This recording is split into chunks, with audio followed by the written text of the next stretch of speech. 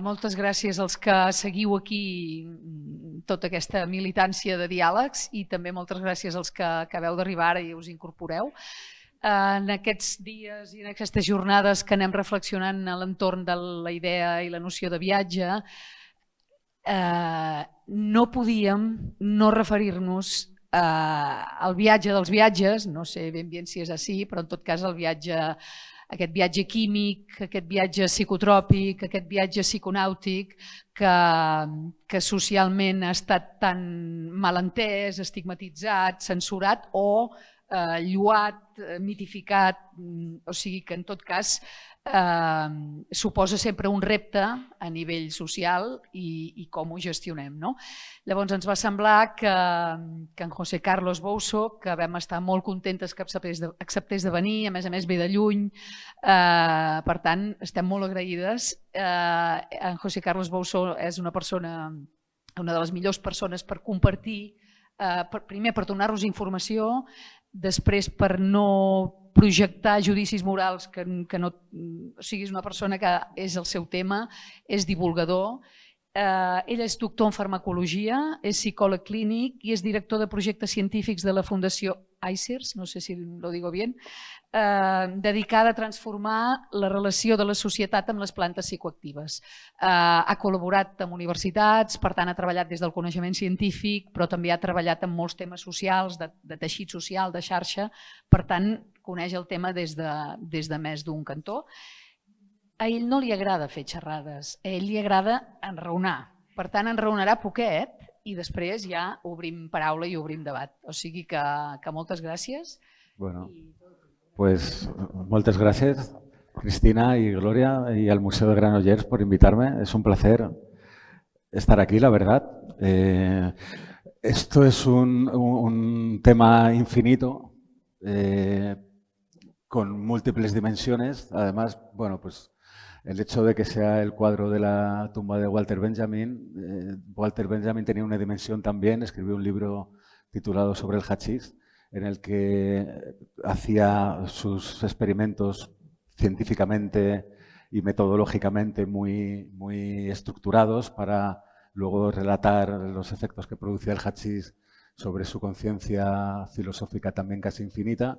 Entonces, bueno, pues cuando me invitasteis a venir aquí, todo conjugaba para venir. Voy a tratar de hacer una charla así lo decía antes, ¿no? Tengo que dar una charla porque me han invitado y tengo que dar una charla, pero lo que más me gusta, o creo que lo más interesante va a ser que establezcamos un diálogo, un debate. Entonces voy a tratar de quitármela cuanto antes de encima. Pero bueno, tratar de dar algunos elementos que puedan servir para luego poder charlar, ¿no? Bueno, las drogas y la búsqueda de los estados alterados de conciencia pues, son connaturales no solamente al ser humano, sino a todas las especies animales y desde luego a todas las especies de mamíferos.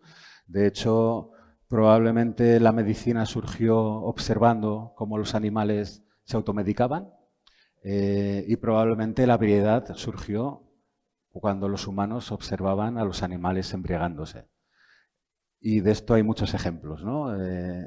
Vamos a empezar por el mundo antiguo, ¿no? Antes de que llegaran la civilización occidental como la conocemos ahora, en la que pues, prácticamente todo el planeta estaba inundado de plantas psicoactivas, ¿no? Plantas, hongos, los hongos no pertenecen al reino vegetal, y animales. Muchos animales en sus secreciones, por ejemplo, algunos sapos secretan algunos venenos que les defienden de sus depredadores, pero que por algunas razones, de las que tampoco voy a entrar, a los humanos les produce estados alterados de conciencia, ¿no? Por hacer un repaso así rápido, pues en la Grecia clásica pues ya existía el vino. El vino de la Grecia clásica probablemente no es el vino que conocemos ahora, lo aguaban mucho con agua, porque parece ser que contenía una serie de principios activos, generalmente alucinógenos, que producían unos efectos alterados de conciencia, que bebiéndolo de la forma pura como la elaboraban, pues era tremenda, ¿no? Entonces, pues tenían que aguarlo con agua y tal, y los famosos simposia, que ahora los conocemos como sitios académicos donde nos juntamos a debatir sobre temas, pues los simposia en la Grecia clásica en realidad eran borracheras colectivas de filósofos que, completamente borrachos, debatían sobre los temas filosóficos que debatían en aquella época. Lo que no se permitía era que alguien desbarriara. Se podían emborrachar hasta perder la conciencia, siempre manteniendo la conciencia de lo que estaban debatiendo, ¿no? En Egipto, una de las primeras civilizaciones, ¿no? Después de Grecia, pues también sale la cerveza, pero si nos movemos en Asia aparece el cannabis y el opio, que probablemente son las dos principales medicinas junto con la hoja de coca, que luego la presentaré, que han acompañado al ser humano a lo largo de la humanidad. Y es curioso cómo estas tres plantas, ¿no? Que es el cannabis, el opio, la dormidera y la hoja de coca, el arbusto de la hoja de coca, curiosamente son las únicas tres plantas que a día de hoy están prohibidas.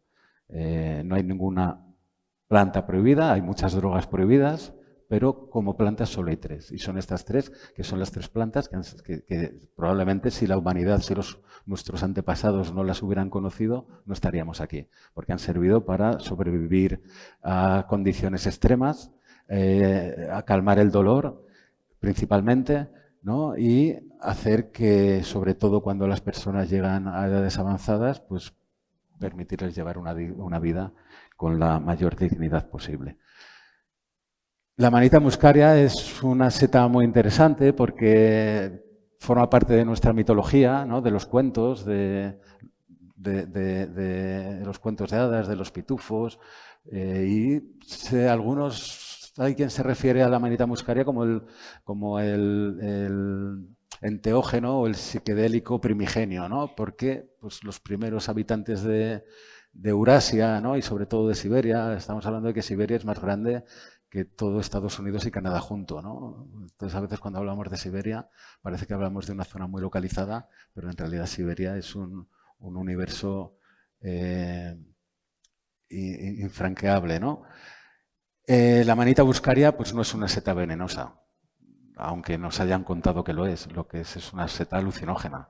Produce visiones y hay una historia así muy interesante que relaciona la manita muscaria con Papá Noel, que no os la voy a contar ahora, pero os he traído la foto porque si entréis en internet, la vais a encontrar porque está muy divulgada, ¿no? Y si queréis, si luego no hay para debate, os cuento cuentos, pero...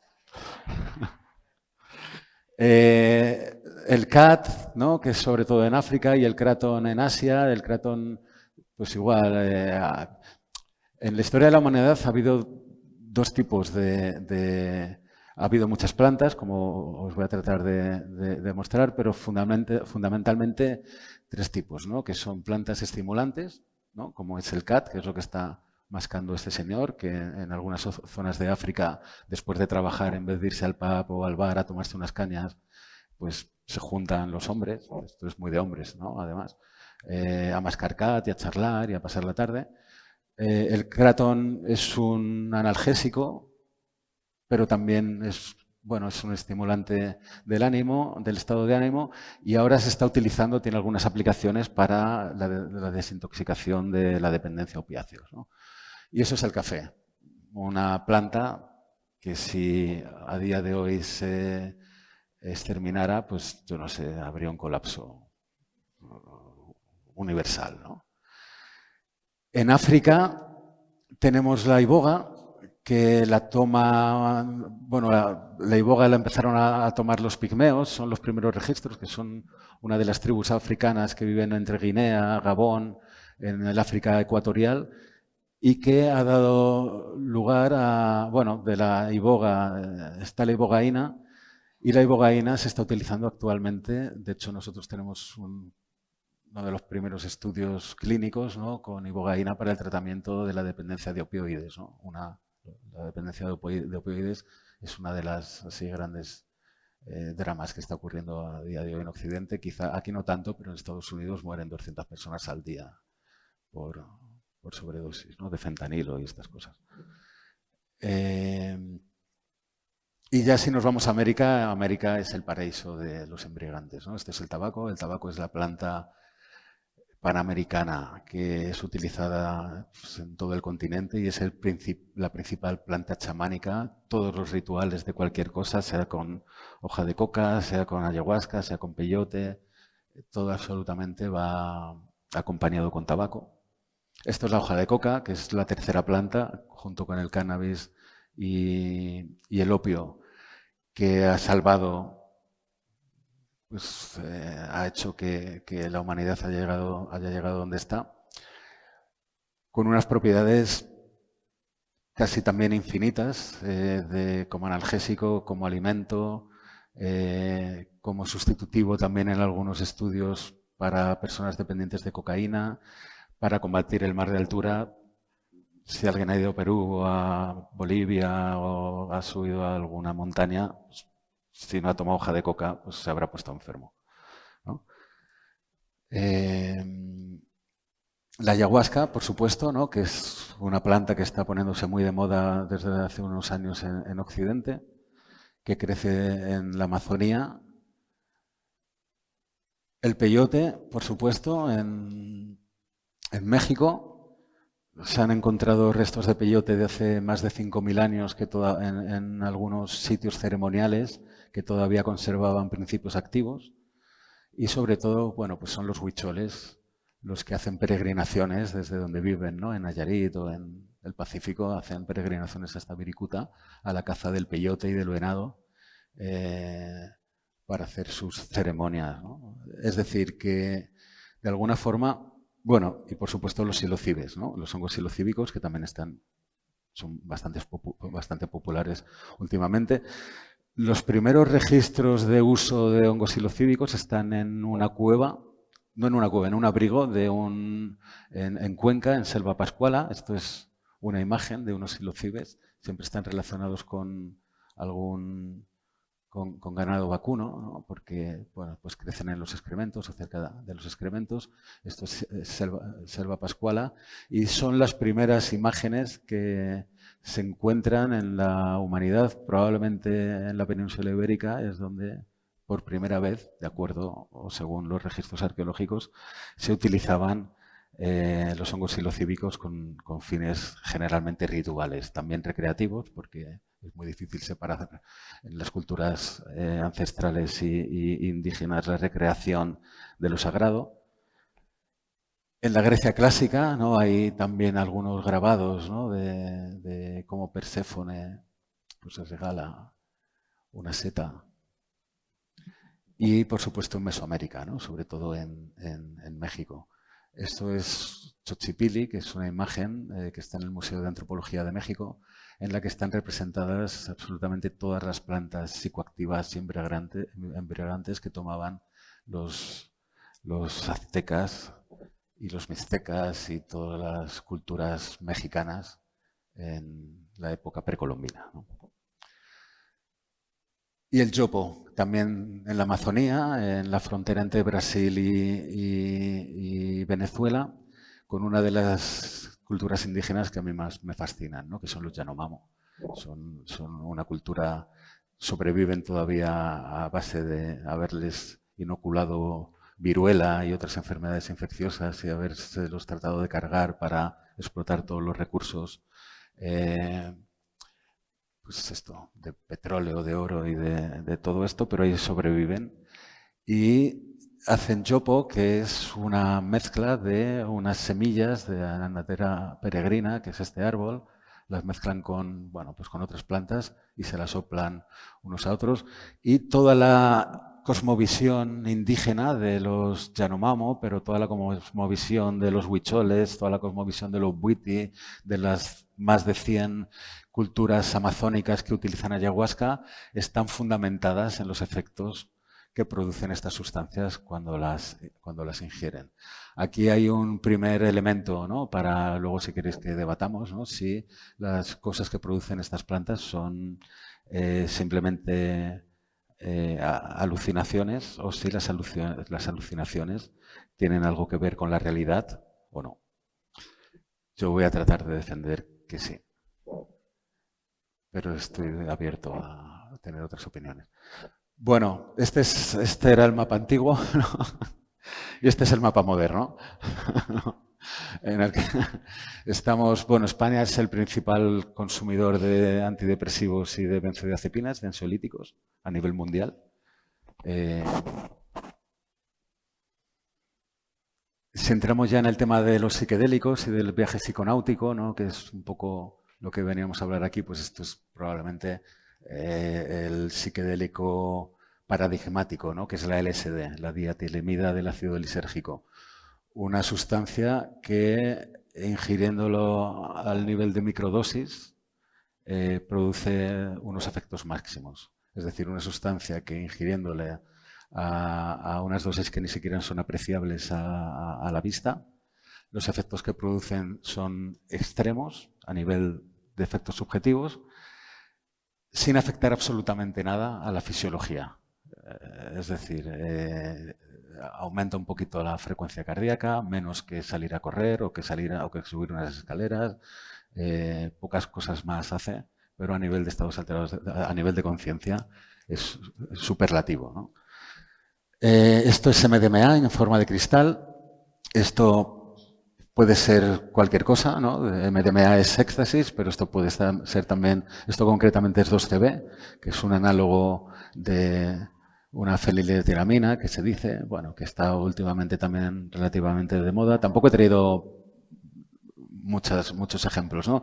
Y esto es ketamina. La ketamina, si la he traído aquí es porque a pesar de que todas estas sustancias hayan sido utilizadas en el mundo antiguo, ¿no? Como he mostrado antes, y que ahora se estén redescubriendo o reutilizando, sobre todo en psiquiatría, pero también en investigación neurocientífica, la ketamina es la primera sustancia, el primer psicodélico o alucinógeno que se está utilizando actualmente en clínica para el tratamiento de la depresión mayor. O sea, todos estos son sustancias que en su día fueron utilizadas por culturas indígenas, en su forma química fueron utilizadas por la psiquiatría y en medicina en los años 50, luego llegó una cosa así que fue la contracultura norteamericana en los 60, se prohibieron y ahora se están redescubriendo. A día de hoy vivimos un boom y algunos lo llaman el renacimiento psiquedélico. Bueno, pues ya en las portadas, no ya de los periódicos, sino de los dominicales, pues de La Vanguardia, del ABC, del País, del Mundo, de los principales diarios, pues ya no hablan de los males que hacen estas drogas, ¿no? Estas drogas hace 20, 30 años producían locura, neurotoxicidad y dramas, y parece que lo que están haciendo hoy día es pues curar la depresión, tratar el trastorno de estrés postraumático y producir neurogénesis, que es algo muy importante pues a medida que nos vamos haciendo adultos para prevenir o tratar de frenar la demencia. ¿Cuáles son las características de las sustancias psicodélicas? Bueno, para que una sustancia cumpla con estos criterios, pequeñas dosis producen grandes efectos, por eso decía que la LSD medida en microgramos, es decir, con 1 gramo de LSD podríamos colocar a todo Granollers, así prácticamente. En comparación con otros efectos, predominan los cambios en el pensamiento, la percepción y el humor. Como decía antes, no producen ni una sobreestimulación ni una depresión, ¿no? Como produce el alcohol o como pueden producir los ansiolíticos o las benzodiazepinas. El deterioro intelectual o de la memoria debe ser mínimo con dosis medias altas. Pueden producirse con grandes dosis. O sea, nosotros hemos hecho estudios con gente en ceremonias de ayahuasca en las que íbamos con 3 ordenadores portátiles y con pruebas neuropsicológicas que son bastante difíciles de realizar ya en condiciones normales, ¿no? Porque son pruebas de memoria, te van apareciendo, por ejemplo, una serie de letras y números que tienes que memorizar y luego reproducir o tal. Y cuando esto lo hemos hecho con daimistas, que es una de las religiones, el santo daime, que utiliza ayahuasca de manera ritual y tal, y que es gente muy acostumbrada a lidiar con estas experiencias, se podía cortar con un cuchillo la concentración que había a la hora de resolver estas tareas, ¿no? Luego se lo pasamos también a gente que estaba empezando en el uso de ayahuasca y era un absoluto desastre. Bueno, esto es una muestra de que el deterioro intelectual pues, también depende mucho de la experiencia, ¿no? Pero en cualquier caso no es una característica de estas sustancias. Como el estupor, la narcosis o la estimulación tampoco son parte integral de la acción. Bueno, los efectos sobre el sistema nervioso no deben ser incapacitantes ni severamente perturbadores, es decir, las personas más o menos saben que están bajo los efectos de una sustancia aunque estén visitando Ganímedes, ¿no? La generación de adicción es mínima o nula, no hay posibilidades de quedarse adicto o enganchado a estas sustancias, sobre todo porque las experiencias son tan abrumadoras que generalmente pues hay quien piensa que ya está bien, ¿no? con lo que ha tenido y no es necesario repetir. Hay una serie de factores que modulan el efecto, que son, pues, por supuesto, el factor droga, la calidad, la cantidad, la dosis y las propiedades farmacológicas. Bueno, efectos como la cultura, el aprendizaje o la personalidad de las personas, los factores a corto plazo, el contexto en el que se toman estas sustancias. No es lo mismo tomarlo en una discoteca que tomarlo en la selva con indígenas o que tomarlo en la clínica de un psiquiatra. Y los factores contextuales, ¿no? Pero bueno, tampoco voy a entrar mucho en esto. Y luego la experiencia tiene diferentes niveles. Por supuesto tiene el nivel más básico, que es el nivel físico. Pues estas sustancias hacen cosas a nivel fisiológico. Generalmente no muy dramáticas, ni muy alteradoras. Es decir, son sustancias fisiológicamente seguras, pero luego tienen un segundo nivel, ¿no? Que es el nivel autobiográfico. Facilita el acceso a recuerdos, ¿no? De la persona y hacer un repaso a la autobiografía personal para, bueno, pues evaluar qué es lo que ha pasado, sobre todo pues cuando se utiliza en contextos terapéuticos, bueno, cómo ha sido la vida de uno o de una, para ver si quiere hacer algo con esto que ha ocurrido en su autobiografía, para bien o para no hacer nada directamente, ¿no? Huxley decía que estas sustancias producen una gracia gratuita, pero que luego hay que cooperar con la gracia, ¿no? Si quieres que la experiencia sirva para algo. Por supuesto, producen experiencias espirituales y por eso hay iglesias que utilizan ayahuasca o a día de hoy uno de los principales usos que se están utilizando de estas sustancias son, bueno, utilizar este potencial espiritual, por ejemplo, con personas que están en la fase final de su vida para quitarles el miedo a la muerte y reconciliarse, bueno, pues, con ellas mismas, ¿no? Y darse cuenta que su identidad, pues hay algo más superior a su identidad y esto tiene un valor terapéutico interesante, ¿no? Y luego tiene lo que a mí me parece más crucial de todo, el valor ontológico, el tomar una de estas sustancias a la dosis apropiada, es decir, a la dosis que te haga un efecto que te coloque. Implica establecer una relación con la realidad que antes no la habías tenido. Y esto pues implica establecer relaciones ontológicas. Ontología tiene que ver con el conocimiento acerca de la naturaleza de la realidad y con el conocimiento acerca de la naturaleza de quién eres en el mundo y cómo te sitúas en él. Hay diferentes fases, esto me lo voy a saltar un poco porque creo que ya me he enrollado demasiado, ¿no? Hay una serie de beneficios, bueno, por contarlo, ¿no?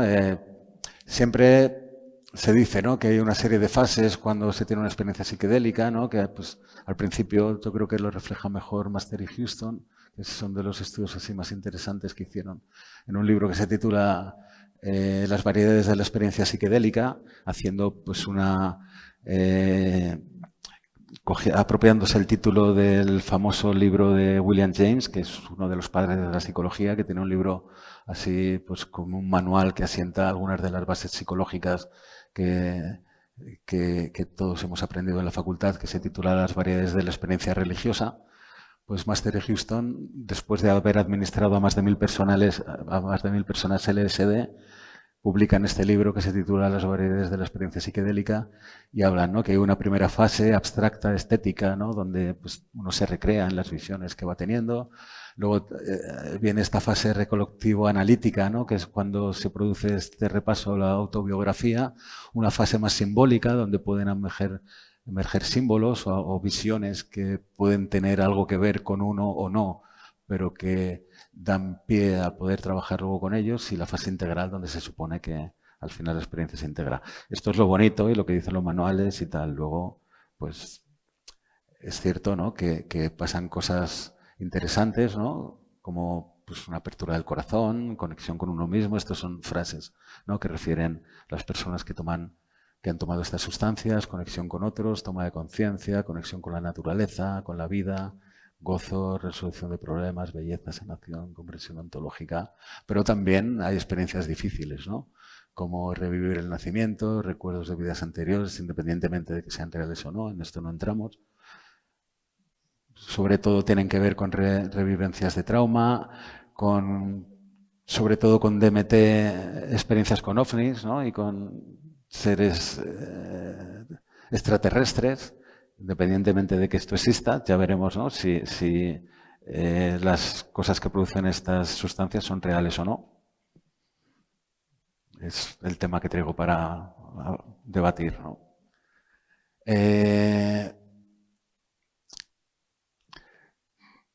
Bueno, lo interesante es que en usos clínicos, que es un poco también a lo que yo me he dedicado, pues estas sustancias producen a las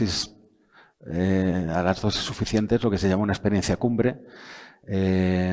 Osmond, que es uno de los psiquiatras, Osmond fue el que introdujo a Aldous Huxley, el escritor, a la mescalina. Antes de que tomara mescalina, Huxley le dijo, para ponerle a ser un poco más nervioso todavía, le dijo: espero que no seas tú el responsable de volverme loco, ¿no? Bueno, lo que ocurrió es que Huxley, después de tomar mescalina, en vez de volverse loco, pues cambió toda su obra y trayectoria profesional, y pasó de escribir relatos. No sé si habéis leído, pues, bueno, reconozco la obra de Huxley de memoria y ahora no me va a salir ningún título, pero hubo un cambio, ¿no?, de las obras pues como escépticas y un poco irónicas y cínicas, ¿no?, que era la forma que tenía de escribir Huxley, a ¿cómo? Un mundo feliz es la paradigmática, ¿no?, pero pues Contrapunto, Este momento sin tiempo, son novelas fascinantes, ¿no?, de antes de la era mescalínica. Y la era mescalínica la culmina, pues lo publica el último libro, que es La isla, antes de morirse, que es como el contrapunto de El mundo feliz, ¿no? El mundo feliz es la distopía y La isla es la utopía, o eutopía incluso, que resume todo este conocimiento e integración entre ciencia y espiritualidad de una manera magistral, ¿no?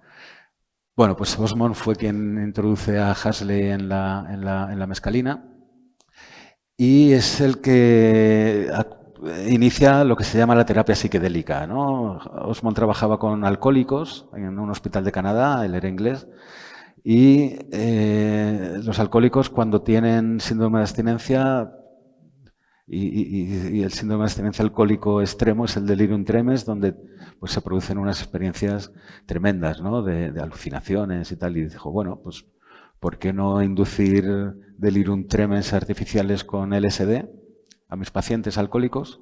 Y la sorpresa que se llevó es que sus pacientes alcohólicos, en vez de delirar como ocurría cuando entraban en delirium tremens, tenían estas experiencias espirituales que se llamaban experiencias cumbres, ¿no? Y ahí nace la terapia psiquedélica, en la que consiste en administrar dosis altas de LSD, mescalina o psilocibina a pacientes.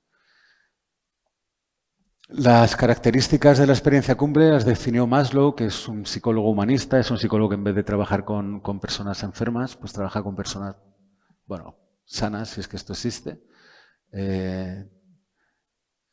Bueno, yo creo que sí. Creo que lo que no existe es la enfermedad, pero es, bueno, que hay como varias categorías definió Maslow, ¿no? Entender el universo como un todo integrado y unificado, se acepta todo tal y como es, hay un desapego de lo material, se trasciende el ego, es lo que decía, ¿no? Pues la identidad deja de ser una cosa pues así como de niños, ¿no? Comparado con la inmensidad de la trascendencia.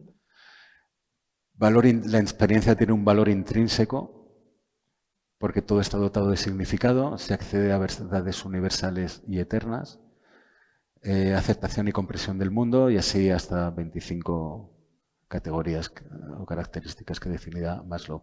Bueno, se entiende que la experiencia cumbre con psicodélicos es... O sea, que los psicodélicos acceden o permiten acceder a esta experiencia cumbre, pero que esta experiencia es más duradera e intensa. Las experiencias cumbres, si alguna o algunos habéis vivido, pues son momentáneas, fugaces y desaparecen enseguida, ¿no? Pues aquí pues tienes que estar conviviendo 6 u 8 horas con tu experiencia cumbre, que, bueno, pues a veces la experiencia cumbre se hace difícil, ¿no? Según las diferentes tradiciones espirituales, pues las llaman de una forma diferente, pero tienen este núcleo común, que es una experiencia transformadora de unión con el infinito, atemporal y aespacial, de unión e integración de opuestos. Y esto es lo que da pie a utilizar estas sustancias como se están utilizando hoy y como probablemente yo creo que en 2 años ya tendremos en la clínica psiquiátrica. Es utilizar este potencial de estas sustancias para producir estas experiencias, para tratar, bueno, siento que esté en inglés, he robado esta diapositiva de otra presentación, bueno, pues con LSD se está utilizando ahora para el tratamiento de la ansiedad asociada a momentos finales de la vida y el tratamiento también del alcoholismo, psilocibina, que es el principio activo que está en los hongos psilocíbicos para el tratamiento de la depresión mayor. Aquí los estudios están en fase 3. Esto quiere decir que son los estudios ya previos a la comercialización y algunos de estos estudios se han hecho en hospitales de Barcelona, en el Hospital Sant Joan de Déu y en el Hospital del Mar. También en ansiedad asociada a etapas finales de la vida. Bueno, lo que se podría decir como ansiedad existencial, ¿no?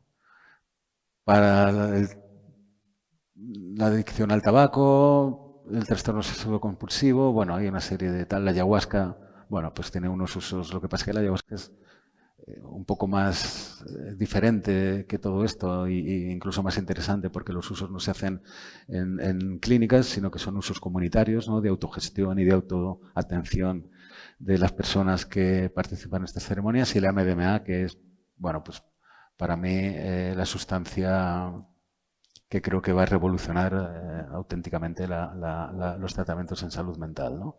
Por los efectos. La MDMA es lo que conocéis como éxtasis.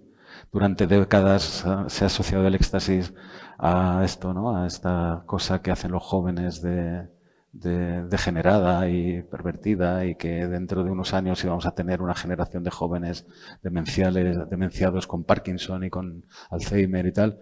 Bueno, pues nada de esto ha pasado y sin embargo la MDMA pues está a 2 años de que sea la primera medicación para tratar el trastorno de estrés postraumático. También se está utilizando en personas que están en el final de su vida y en el tratamiento del espectro autista. Y esto tiene que ver, bueno, pues con la crisis también de la farmacología. Hace 50 años que no se descubre una molécula nueva. Cada vez bueno, pues se tiene más claro que el modelo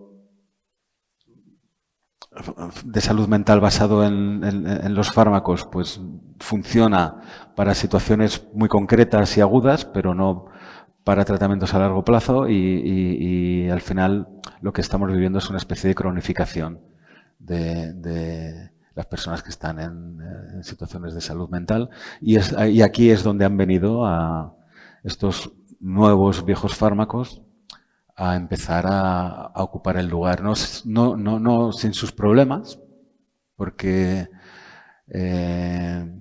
pues esta industria está también empezándose bueno, Da igual, no me sale. Por terminar ya, claro, son sustancias que se las ha llamado alucinógenas, ¿no? Si se llama algo alucinógeno es porque produce alucinaciones, ¿no? Y si produce alucinaciones es porque te hace acceder a algo que no existe.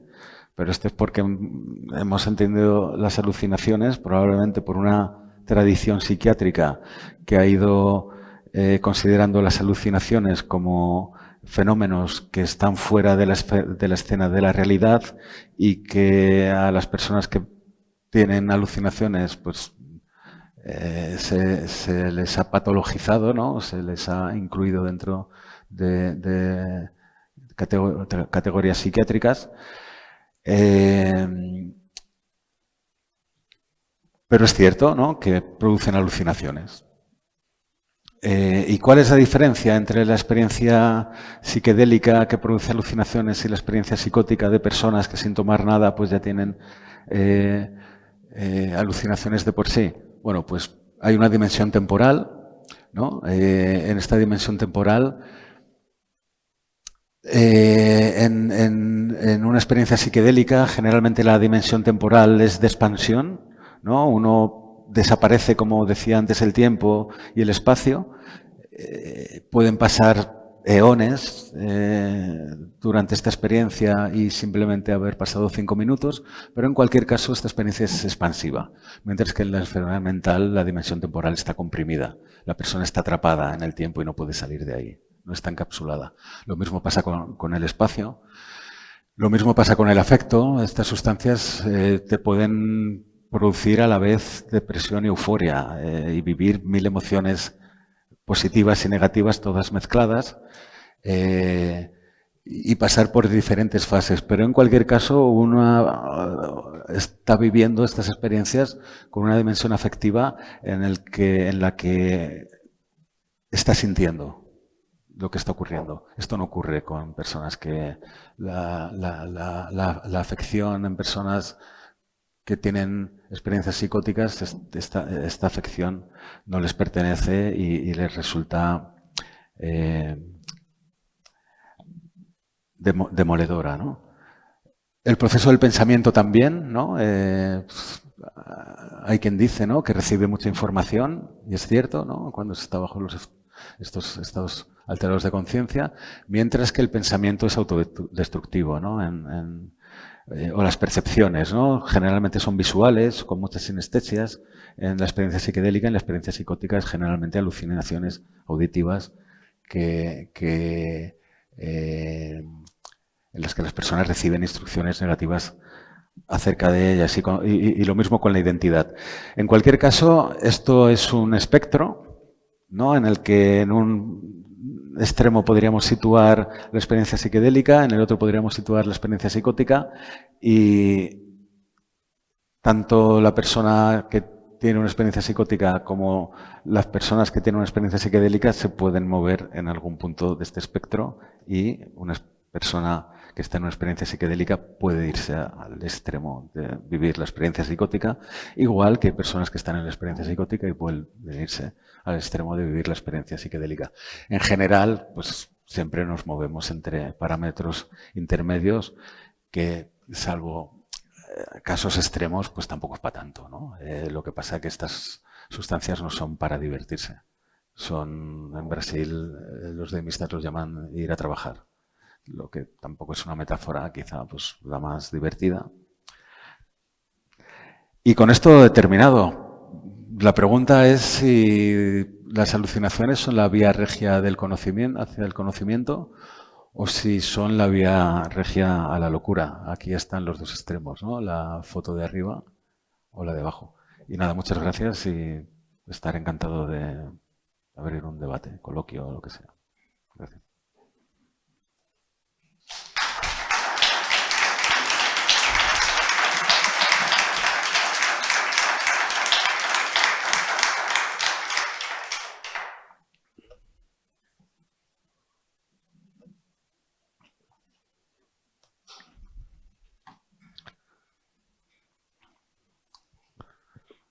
José Carlos, gracias. Bueno.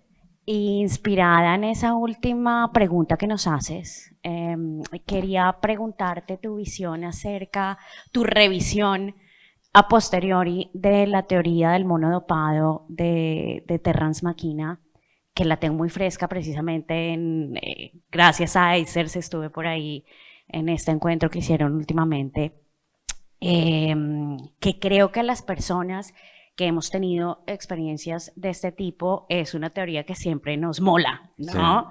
Sí.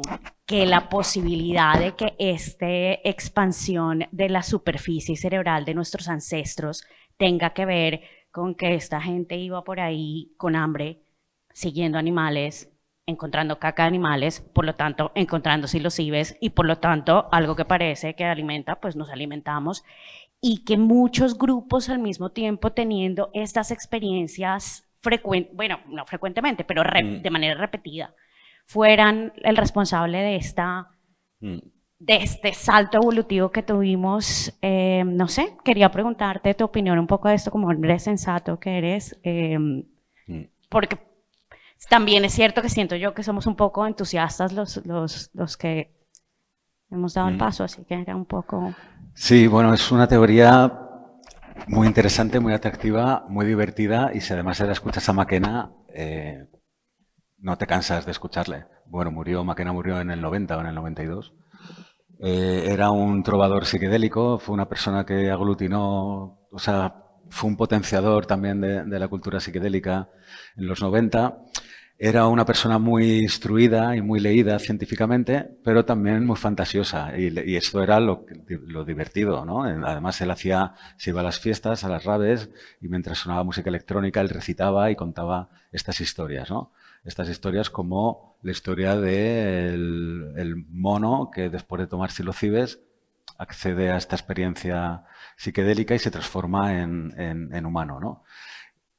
McKenna mezclaba teorías darwinistas con teorías lamarckianas, ¿no? Y él decía, bueno, si estos primeros protohomínidos que iban por la sabana africana, ¿no? Y veían los psilocibes y tomaban pequeñas dosis, pues estas pequeñas dosis les facilitaba la percepción visual, y esto es algo que sabemos que producen los psilocibes, entonces les facilitaba la caza, y si facilitaban la caza, pues tenían más probabilidades de sobrevivir y de reproducirse, ¿no?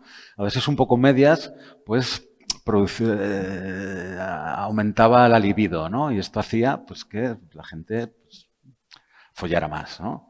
Y si hay más relaciones sexuales, pues también hay más probabilidades de reproducirse.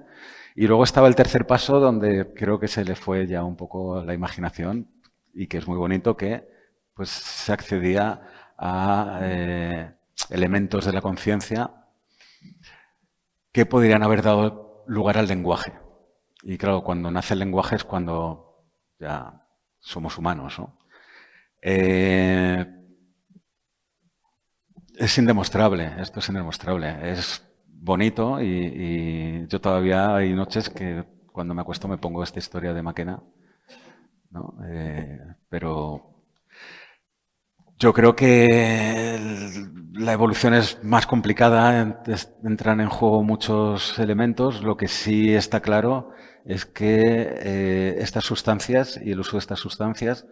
Bueno, hago un paréntesis. En realidad, McKenna se inspiró en Gordon Wasson. Gordon Wasson fue quien descubrió a María Sabina en Huautla, en México, y fue el primero en el que esbozó la teoría de que quizá había habido este salto evolutivo de los protomínidos a los homínidos por el uso de psilocibes, y es en lo que se inspiró luego McKenna. Lo que está claro es que esto han sido sustancias, plantas, experiencias que están en la base de las cosmovisiones de todos los pueblos indígenas en los que crecen plantas, y en los pueblos indígenas en los que no crecen plantas, que es los únicos que son los inuit en el norte de Canadá y de Alaska, y que hacen otras cosas como respiración o tal. Y si estas plantas y estas sustancias han servido a las comunidades indígenas para poder integrarse en sus ecosistemas durante miles de años, es porque alguna utilidad deben de tener, ¿no? Más allá de producir alucinaciones o es que a lo mejor las alucinaciones precisamente es lo útil para poder ver una adaptación al medio, ¿no?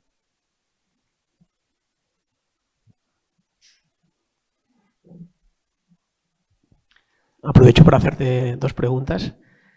La primera es, ¿cómo se explica que personas de distintos continentes, con distintas formaciones, con distintos contextos culturales, ingiriendo enteógenos tengan alucinaciones iguales? Y la segunda pregunta, recuperando el nombre de Huxley, digamos que en nuestra experiencia ordinaria tenemos una percepción de la realidad. Consumimos enteógenos y vemos amplificados nuestros sentidos a muchos niveles, visual, auditivo. Entonces, vivimos anestesiados, adormecidos, y lo real es cuando tenemos estos sentidos amplificados. ¿O cómo se explica? Bueno, yo no tengo la respuesta, pero desde luego vivimos alucinados. O sea, los fotones no tienen luz, las ondas que nos producen el sonido no suenan, ni el sabor sabe. Son movimientos, ¿no? Son vibraciones que entran en nuestra retina, en nuestro tacto, en nuestro tal, que nuestros receptores transforman en sensaciones, pero lo que nosotros experimentamos no existe en el mundo real. O sea que cualquier cosa que vemos de la realidad es una alucinación, porque no existe fuera, ¿no? Con lo cual, cuando tomamos alucinógenos, pues probablemente vamos a esa esencia de la realidad. Lo que pasa es que esa esencia de la realidad tampoco siempre es real, igual que la esencia de la realidad cotidiana que tenemos no siempre es real. Yo a veces pongo el ejemplo de la imaginación. La imaginación es la alucinación más fascinante, porque ya ni siquiera tienes que tomar nada, ni siquiera estás viendo una pantalla, ni siquiera tal, simplemente, bueno, con un mecanismo que produce tu mente estás generando una realidad que tampoco existe, porque solo existe en tu cabeza, pero tiene un correlato con la realidad. Y todos sabemos cuando ese correlato de la realidad funciona o no funciona. Y no se puede... no es tangible, es muy difícil de medir, es muy difícil tal, pero todos sabemos cuando alguien está desvariando. Pero también sabemos cuando alguien está generando conocimiento simplemente con su imaginación. Y esto es básicamente el motor del conocimiento, ¿no? Y por eso probablemente todas las culturas tienen acceso a estas experiencias, porque es algo que es intrínseco a la naturaleza humana. Creo, ¿no? Yo tampoco tengo las respuestas a estas preguntas tan difíciles, ¿no? Pero bueno, parece, ¿no?, que el arte árabe, pues con estas filigranas y estos arabescos, valga la redundancia y tal, pues es lo que se ve cuando uno fuma hachís a dosis altas, ¿no? O las visiones de los huicholes, o los telares que tejen las mujeres Shipibo, ¿no? Que lo que tratan es de plasmar lo que se ve en esas realidades. Yo también tengo mis dudas si todo el mundo ve lo mismo en función de las diferentes culturas. Tampoco se han hecho estudios muy sistemáticos para... Y esto es una asignatura pendiente, ¿no?, dentro de la investigación psiquedélica. Y la otra pregunta, ¿cuál era? De diferentes contextos tengan alucinaciones similares. Un poco bueno, esto, ¿no? lo que has comentado de los estadios, ¿no? Que sí, como mínimo esto sí que se repite, estos pasos, ¿no? Lo de muerte, resurrección, y esto es común. Bueno, esto es más o menos común, pero también depende de las sustancias.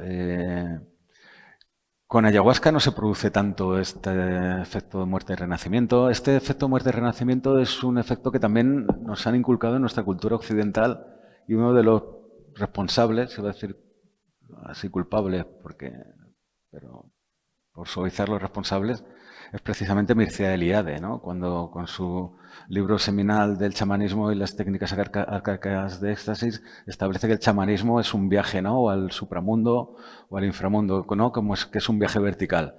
Pero esto es una mentira. El viaje chamánico no es vertical, el viaje chamánico es horizontal. Y al menos el viaje chamánico de las culturas amazónicas.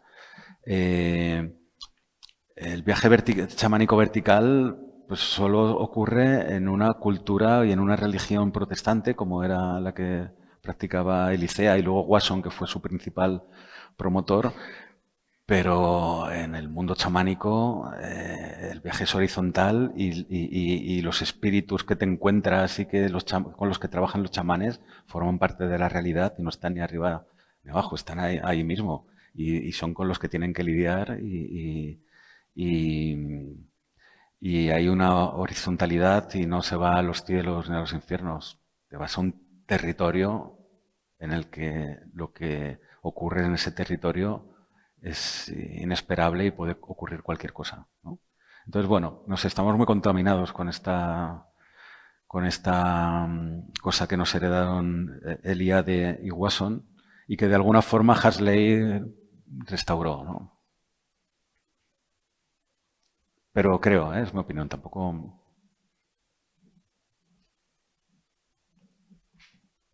Sí, muchas gracias por la explicación. Interesante, se abre un abanico infinito de preguntas y de contextos. Yo solo tengo dos. Una, si de manera natural nosotros podemos generar algún tipo de sustancia, no sé cómo decirlo, o de elemento químico que nos pueda llevar a experiencias, ¿no? No sé si se relacionaba con lo que has dicho tú del psicótico, ¿no? Porque de alguna manera el psicótico lo genera, ¿no? De manera autónoma. Y después la otra, que es un poco más personal, es, ¿tú recomendarías a tener una experiencia de este tipo? Nunca a nadie. Porque cuando lo ves desde una persona, yo por ejemplo que no lo he tenido, da ganas y da miedo, ¿no? Da ganas en el sentido porque claro, se abren tantas cosas, ¿no? Pero da miedo porque claro, se abren tantas cosas que igual te encuentras con algo que no... Sí, o sea, yo nunca he recomendado a nadie tomar esto ni se lo voy a recomendar. Otra cosa es que lo haya dado, pero en contextos de investigación solamente, ¿no? Porque efectivamente se abre un universo, esto es infinito, y este universo, pues, pueden pasar muchas cosas. Generalmente no pasa nada, ¿no? Pero pueden pasar cosas. Y hay veces y hay personas a las que les pasa. Sobre si generamos endógenamente, pues continuamente. Claro, el opio, las 3 plantas que he presentado antes, si producen efectos es porque dentro de nuestro organismo tenemos opiáceos endógenos, tenemos cannabinoides endógenos, endocannabinoides, y tenemos sustancias parecidas a la cocaína y muchas más, cientos de más, ¿no? Y cuando se hace deporte, pues se generan, ¿no? Endorfinas y se generan endocannabinoides y estas sustancias están en la base de la modulación de nuestro estado de ánimo. Y no solo de nuestro estado de ánimo, sino de nuestra fisiología, del equilibrio fisiológico, sobre todo los endocannabinoides, ¿no?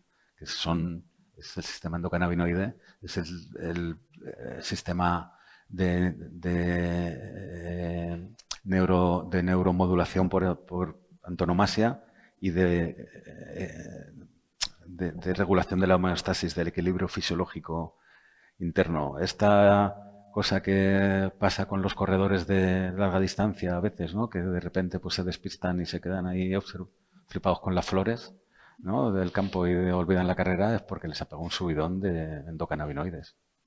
Antes se pensaba que eran más opiáceos, endorfinas, pero ahora se sabe que es un poco las dos cosas. Todas estas sustancias, si hacen efecto, es porque en nuestro cerebro, en nuestro sistema nervioso, hay receptores a las que se acoplan, ¿no? Si nuestro sistema nervioso no estuviera preparado para recibir estas sustancias no harían nada, ¿no? Probablemente en la naturaleza estas sustancias sirven para cosas o han servido o se han generado para producir cosas diferentes a colocarnos. Pero da la casualidad que los humanos pues, han dado con ellas y nos colocan. Pero no solamente nos colocan, también nos curan, no nos quitan el dolor o no, porque a veces, yo lo digo así de manera muy, muy como frívola lo de colocarnos, porque también está bien empezar a desestigmatizar ciertas palabras, ¿no? y a desestigmatizar ciertos comportamientos. Pero en realidad el estar colocado, sobre todo, por ejemplo, en personas que tienen dolor crónico, no se diferencia de calmarles el dolor. Y a lo mejor lo que necesitan para que el dolor se les calme es colocarse. Y el estar colocado no es nada que les... No es ninguna enfermedad, ni patología, ni ninguna barbaridad, sino que realmente el estado de ánimo y el estado fisiológico forman parte de lo mismo. Y no puedes tocar una cosa sin tocar la otra. Lo que a lo mejor tenemos que hacer es aprender a gestionar que cuando se toca una cosa pues, y ocurre otra, pues en vez de perseguirla, estigmatizarla y tal, como está ocurriendo ahora, pues convivir con ella, ¿no? Pero bueno.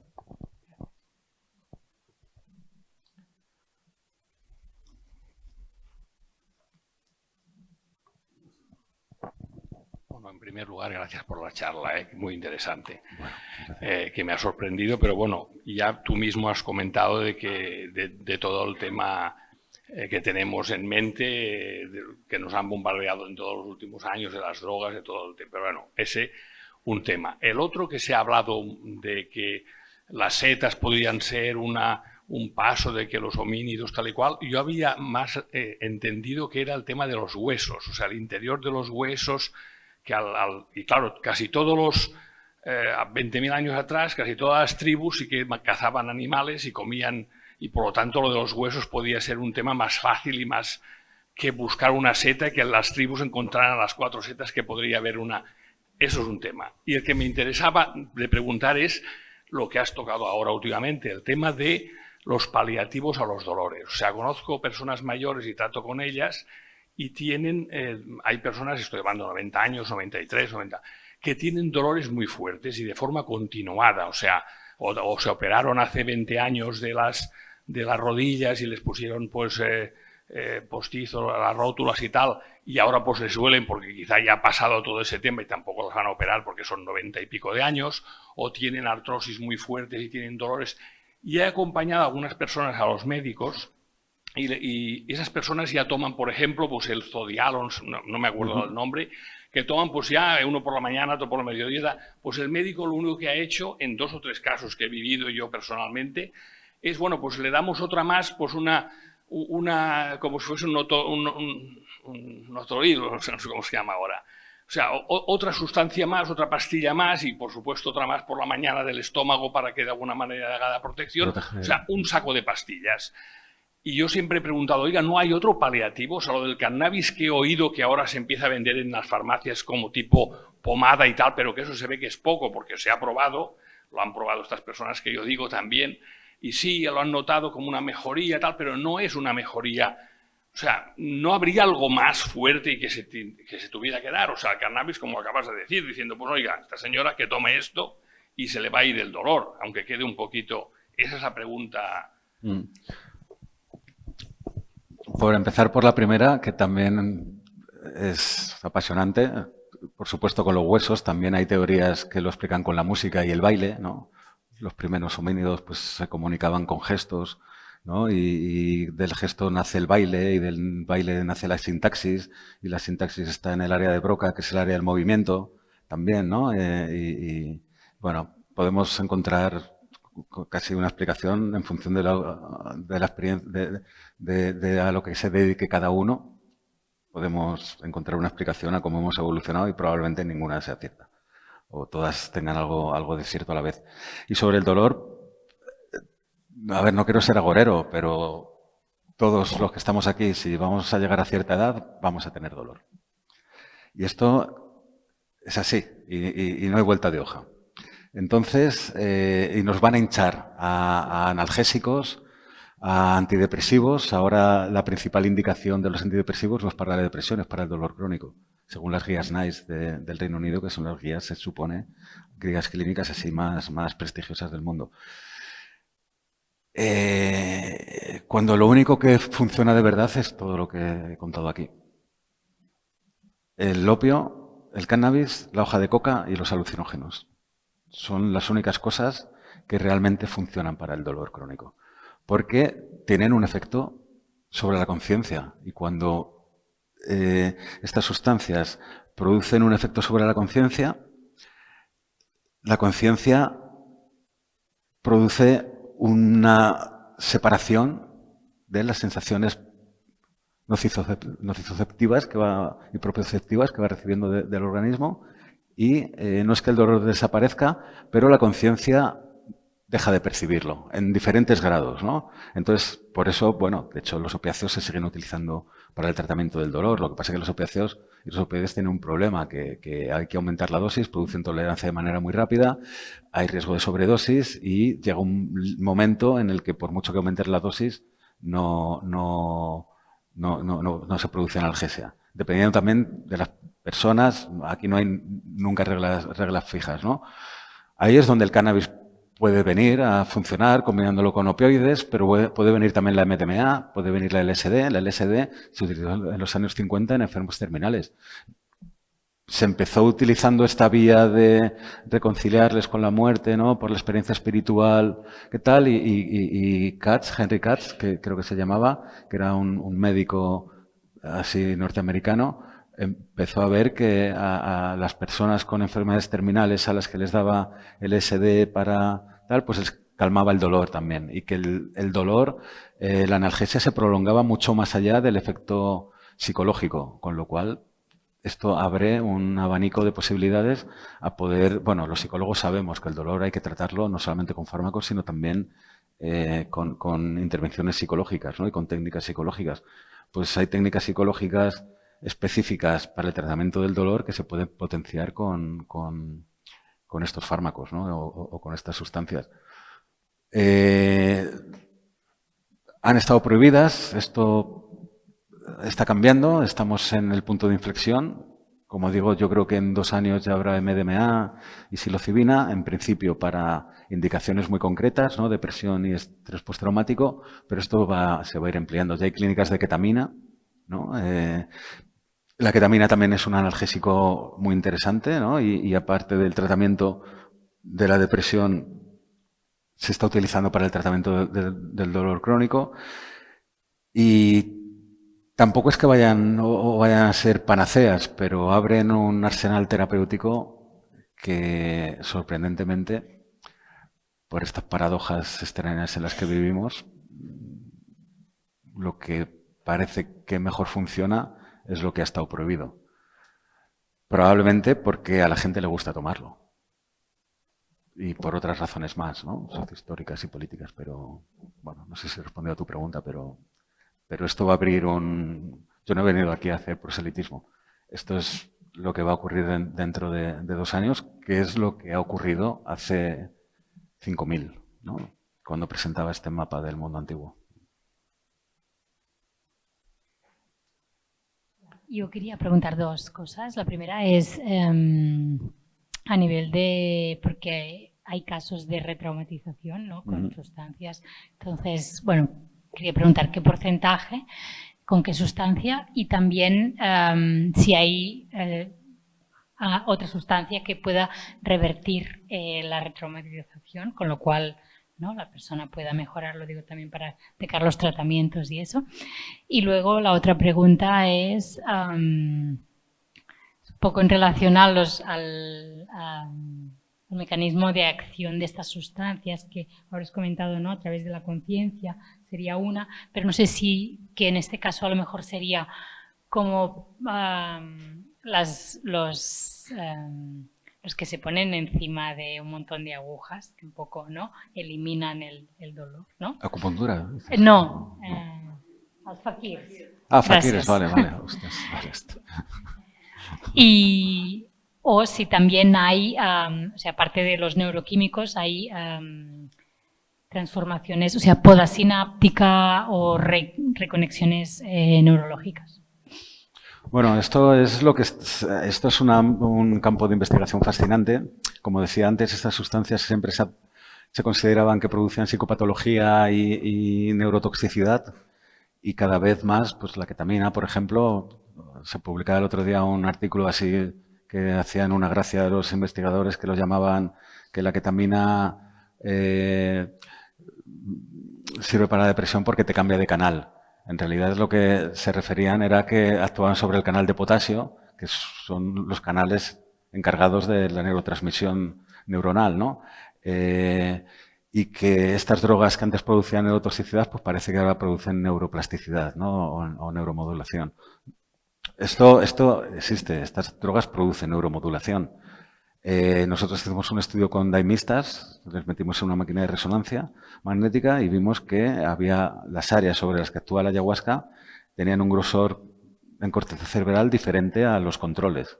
Es decir, es como si alguien empieza a tocar el piano y le metes una máquina de resonancia y 6 meses después le metes otra vez y ves que hay una diferencia en el grosor cortical. Esto ocurre en la gente que toma psicodélicos de manera habitual y los únicos, así que yo conozca, que toman psicodélicos de manera habitual son los de las religiones ayahuasqueras, ¿no? Que toman ayahuasca cada 15 días. Aquí en Brasil, pues hay veces que casi cada día.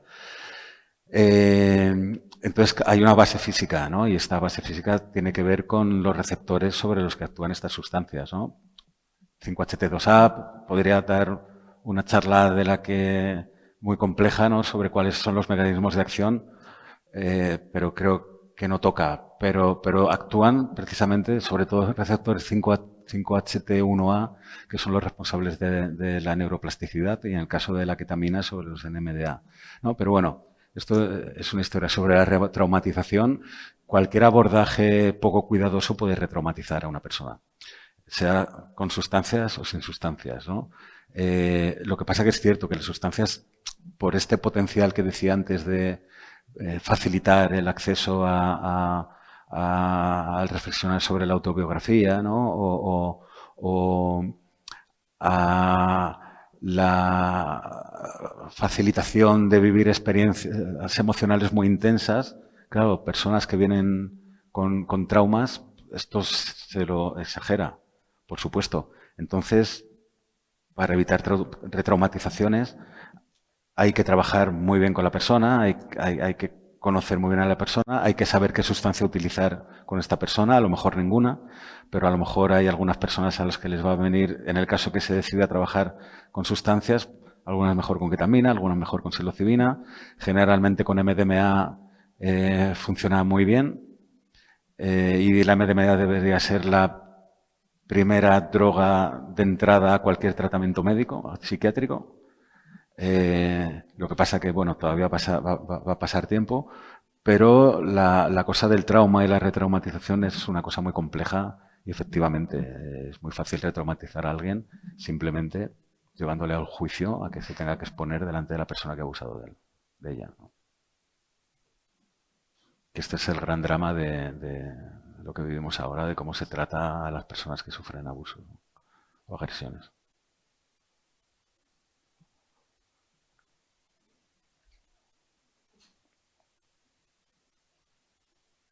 Bueno, pues nada, un placer. Yo era para cerrar porque es muy tarde. No sé, seguro que hay más preguntas. Muchísimas gracias por seguir. Yo creo que has abierto muchas puertas. No hemos hablado, la pregunta ontológica no la hemos pillado, ¿eh? Pero yo creo que le daremos vueltas. Muchísimas gracias. Y Bueno, gracias. invitaros mañana y la última sesión por la mañana a les 11 del matí aquí, una sessió, l'últim diàleg, que serà pròpiament de filosofia, i amb en Joan Manel del Pozo i en Bernat Puigtovella, i a la tarda al Cinema Edison doncs, vindrà en David Trueba i projectarem la pel·lícula del viatge dels viatges i després debatrem amb ell. Muchísimas gracias. Bueno, gracias.